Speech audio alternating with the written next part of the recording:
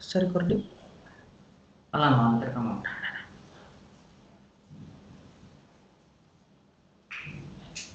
Oke. Assalamualaikum warahmatullahi wabarakatuh. Izin sebelumnya kepada Bapak Ibu dosen pembimbing. Kami dari kelompok 2A ingin mempresentasikan hasil studi kami mengenai perencanaan sistem pengelolaan lingkungan terpadu di kawasan Jalan Lori, Pondok Pesantren Dar Air Iman, Gunung Turun, Kota Padang. Yang mana untuk latar belakang itu sendiri untuk dari Jalan Lori Pesantren Al-Imam Gunung Turun bahkan memiliki luas sekitar 3,12 km persegi dan juga jumlah penduduk 236 jiwa atau 71 kakak. Yang mana kawasan ini berada pada ketinggian kurang lebih 55 meter dan dilalui sungai Gunung Turun itu sebagai sumber air baku.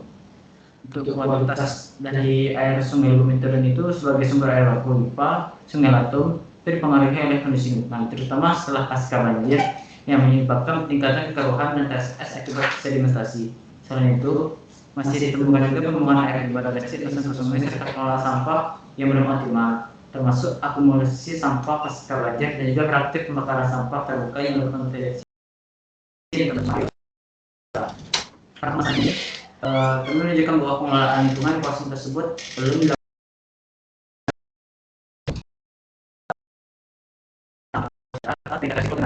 yang berpotensi mengganggu kesehatan masyarakat. Oleh karena itu, kondisi ini perlu segera mendapat perhatian melalui penanganan yang terencana, terpadu, dan berkelanjutan.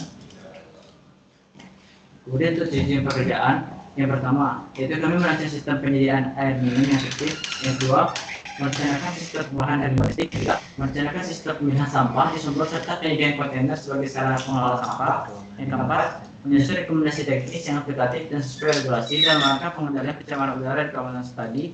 Yang kelima, mengidentifikasi potensi bahaya dan nilai tingkat risiko kesehatan lingkungan melalui penyusunan sampah, kesehatan kerja, dan lingkungan atau P3N proses hierarkis. Lanjut ke ruang lingkup dari proyek ini. Yang pertama itu adalah supaya kondisi existing kawasan Jalan Lori sampai ke Pondok Pesantren Dar Air Iman. Itu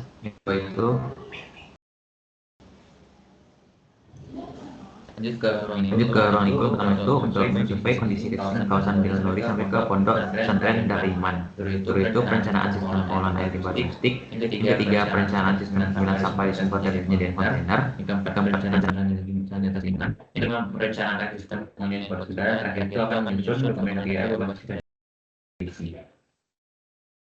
Untuk tenaga ahli dibagi menjadi 4 bidang. Yang pertama itu tenaga ahli air dengan tenaga ahli Mario Pino, yang kedua itu tenaga ahli bunga badan itu terima sakit. Ini dia tenaga ahli udara dengan anggota itu berdasarkan tenaga ahli karena yang anggota itu semuanya.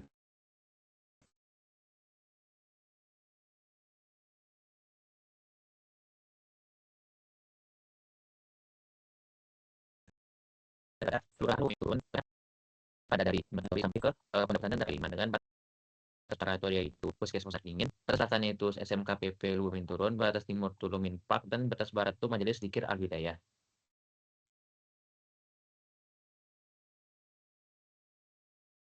Lanjut itu yang masalah yang dihadapi. Yang pertama itu air bersih. Yang mana untuk penyediaan air bersih di kawasan Jalan Lori sampai Pondok Pesantren Dar Air Iman memanfaatkan Sungai Lubuk Mintarun sebagai sumber air baku yang diolah melalui IPA Sungai Latung.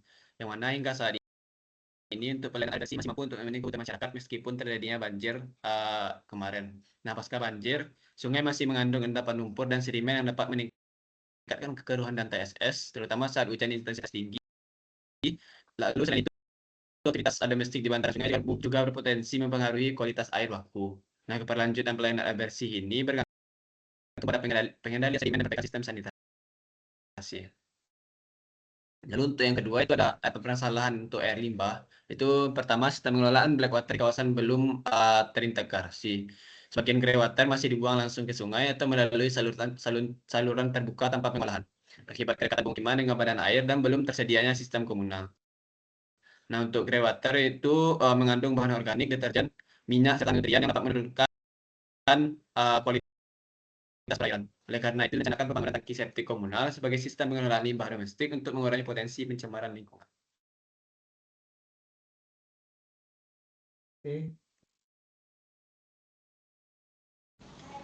Oke, selanjutnya untuk masalah dari pengolahan sampah, di mana untuk pasca banjir itu sendiri ditemukan akumulasi sampah organik berupa kayu, ranting, bambu, dan vegetasi yang menyebabkan pendangkalan serta berpotensi menyumbat aliran sungai dan meningkatkan risiko banjir susulan. Tidak hanya itu, terdapat juga sampah organik yang berasal dari pemukiman serta sampah sisa makanan dan sampah halaman. Sampah organik seperti plastik kemasan, botol, dan kantong plastik juga diidentifikasi yang karakteristik ringan dan mudah mengapung sehingga berpotensi menyumbat saluran sungai.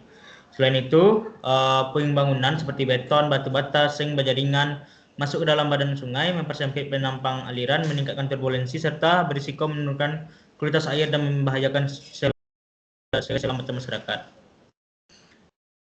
Untuk dari sistem dari pengumpulan sampah yang dilakukan, di mana secara bertahap dengan cakupan sekitar 350 rumah tangga yang dilayani pada saat ini, di mana untuk melalui pembagian jadwal pengangkutan dalam 2 hari.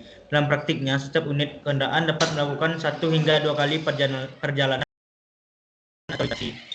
Berdasarkan hasil wawancara dan juga observasi lapangan kemarin, sebagian besar masyarakat telah berpartisipasi dalam layanan pengangkutan sampah dengan sekitar 75% rumah tangga memanfaatkan layanan pembuangan sampah menuju TPA. Tidak hanya itu, pengangkutan sampah dilakukan menggunakan 5 unit becak motor jenis VR dan juga bantuan dari Delha dan juga 1 unit kendaraan pick-up milik swasta. Kenapa pengumpulan dan juga pengangkutan sampah dilakukan atau dibawa langsung ke TPA? Hal ini dikarenakan belum tersedianya wadah komunal berupa kontainer sehingga timbulan sampah langsung dibawa ke TPA. Dan untuk dari kontribusi masyarakat itu berupa retribusi pelayanan, di mana masyarakat berkisar antara 19.000 sampai 50.000 per bulan tergantung dari volume sampah yang dihasilkan, dan itu akan ditagih melalui rekening air bersih. Tidak hanya itu, pengolahan sampah di wilayah Lubuk Menturun juga terdapat kegiatan berupa bank sampah. Ada 2 bank RW 9 dan RW 10, di mana secara keseluruhan kondisi pengolahan sampah di kawasan ini menunjukkan adanya upaya pengumpulan dan juga pengangkutan sampah menuju TPA serta partisipasi masyarakat dalam kegiatan pengolahan sampah berbasis komunitas. Namun kemudian keberadaan sampah alami dan juga puing-puing yang terbawa banjir masih menjadi permasalahan lingkungan yang perlu mendapatkan perhatian khusus.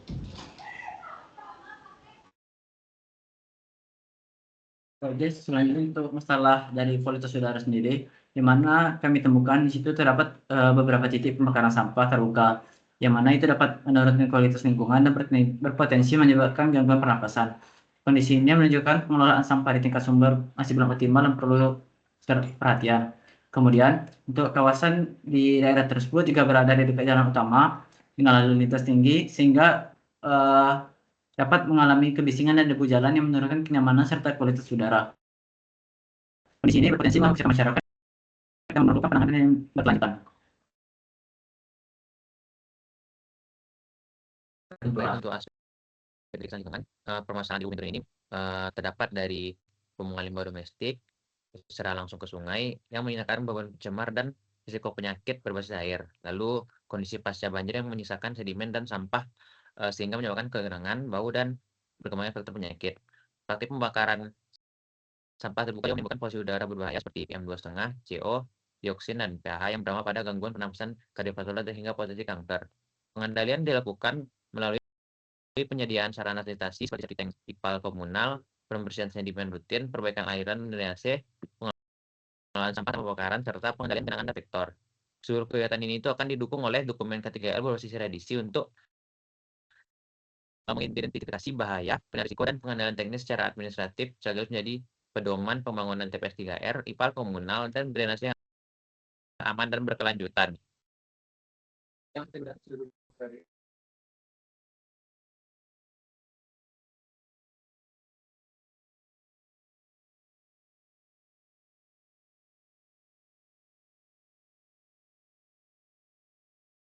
Untuk yang pertama itu data primer air bersih. Yang diperlukan yang pertama itu observasi kondisi sumber air baku pasca banjir termasuk kekeruhan, sedimentasi, dan aktivitas di sekitar badan air.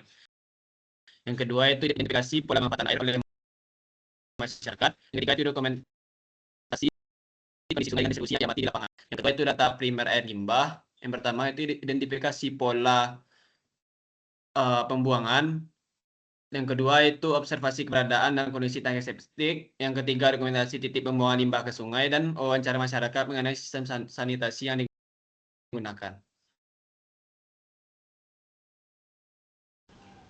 Oke, untuk data primer dari pengolahan sampah, yang pertama untuk mengikuti jumlah sampah, yang kedua identifikasi jenis dan komposisi timbulan sampah, yang ketiga identifikasi sampah spesifik, yang keempat observasi praktik pembakaran sampah, yang kelima dokumentasi titik penumpukan sampah di bantaran sungai, yang keenam wawancara masyarakat terkait dari sistem pemilahan, pengumpulan, pewadahan, pengangkutan, dan juga pemrosesan sampah.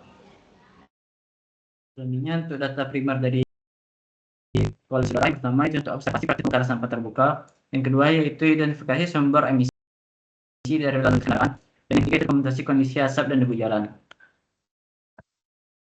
Untuk data primer dari kesehatan lingkungan yang pada bentuk identifikasi potensi risiko kesehatan lingkungan akibat air tercemar, sampah, dan udara. Yang kedua itu observasi dengan pasca banjir dan penyakit. Ketiga itu terkait dengan keluhan kesehatan lingkungan pada air tersebut. Hanya itu untuk data sekunder air bersih. Yang pertama itu data jumlah penduduk dan proyeksi kebutuhan air. Yang kedua itu standar kebutuhan air per kapita melalui SNI atau BPUPR. Yang ketiga data prioritas. Yang keempat yang 13 tahun 2021 mengenai tata cara pengambilan contoh uji air. Yang kedua itu data sekunder untuk air limbah. Limbah yang dibutuhkan itu pertama itu data jumlah penduduk, estimasi debit limbah. Selanjutnya itu data standar limbah domestik per kapita. Tiga teknis tangki septik. Yang keempat rancangan sistem mengacu pada SNI Nomor 398 tahun 2017 mengenai tata cara perencanaan tangki septik. Oke, untuk data sekunder dari pengolahan sampah, yang pertama itu data jumlah penduduk, yang kedua regulasi pengolahan sampah itu Undang-Undang Nomor 18 yang ketiga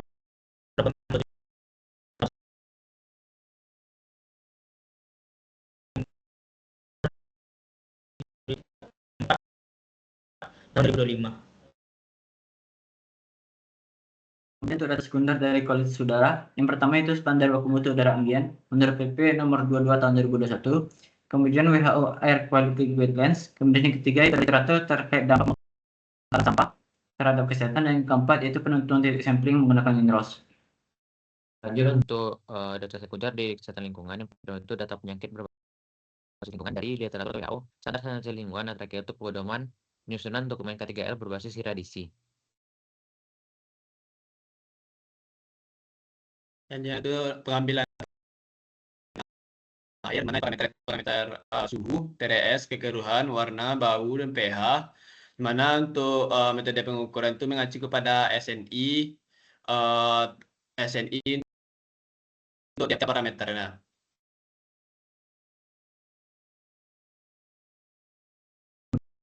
Ini merupakan gambar INROS.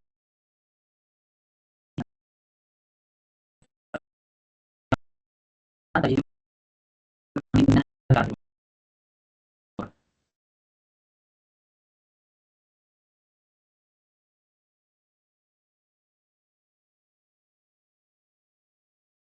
itu ada data deskriptif, mana itu dapatkan dari hasil survei wawancara dan observasi disusun untuk mengidentifikasi kondisi sistem air bersih, air limbah, persampahan, kualitas udara, serta kesehatan lingkungan. Yang kedua yaitu penggunaan rumus Slovin dalam wawancara digunakan untuk menentukan jumlah responden yang diperlukan dalam proses wawancara untuk mewakili populasi secara proporsional dengan rumus N sama dengan N dibagi 1 tambah N dikali E kuadrat. Dengan keterangan N merupakan jumlah sampel atau responden wawancara, N besar yaitu jumlah populasi, E itu merupakan tingkat kesalahan atau error, biasanya itu 10% atau 0,1. Nah, untuk data yang diperlukan untuk debit air limbah, itu akan dilakukan perhitungan debit air limbah berdasarkan jumlah penduduk dan standar pemakaian air per kapita. Selanjutnya itu perumusan konsep sistem pengolahan air limbah, ditentukan berdasarkan analisis debit dan kondisi kawasan dengan mempertimbangkan efektivitas standar kemudahan operasional. Oke, untuk metode analisis data dari pengolahan sampah, pertama itu untuk analisis timbulan dan komposisi sampah rumah tangga serta perencanaan pengolahannya, di mana untuk analisis timbulan sampah dilakukan dengan menghitung jumlah timbulan sampah. Selain kuantitas, analisis juga komposisi sampah rumah tangga untuk mengetahui potensi pengurangan dan juga pewadahan. Di mana untuk rumus timbulan sampah dapat kita lihat, di mana Q sama dengan W per P kali T, di mana untuk Q kecil itu sendiri adalah timbulan sampah per kapita, W adalah total berat sampah, P adalah jumlah penduduk sampah, dan T itu untuk lama pengamatan.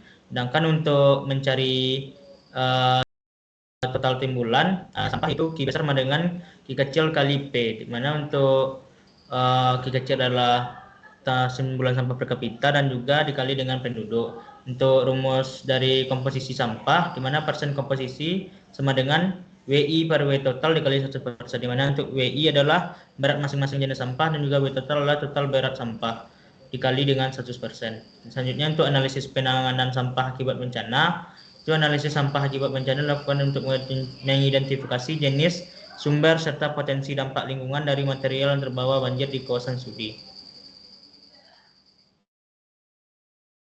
Selanjutnya untuk identifikasi sumber pencemaran pengendalian dari udara, itu diperlukan identifikasi aktivitas penghasil emisi seperti pembakaran sampah terbuka dan juga dari kendaraan. Kemudian dilakukan penilaian untuk dampaknya terhadap kualitas udara.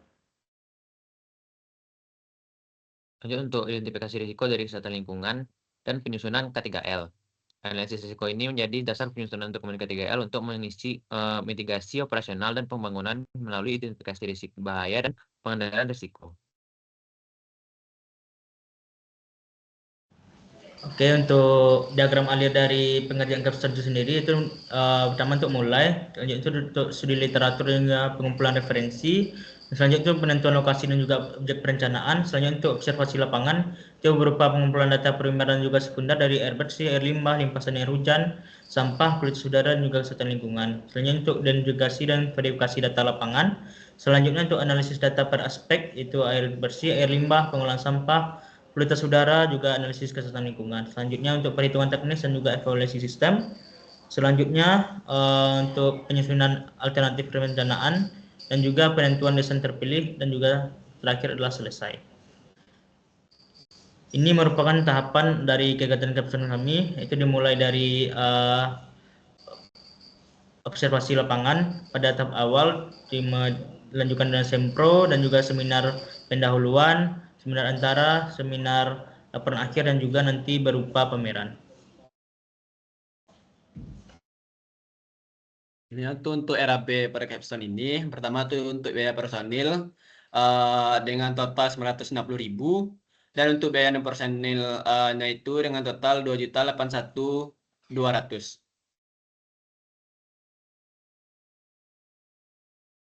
Sekian presentasi dari kelompok kami. Terima kasih kepada dosen pembimbing dan juga dosen penguji. Saya tutup. Assalamualaikum warahmatullahi wabarakatuh.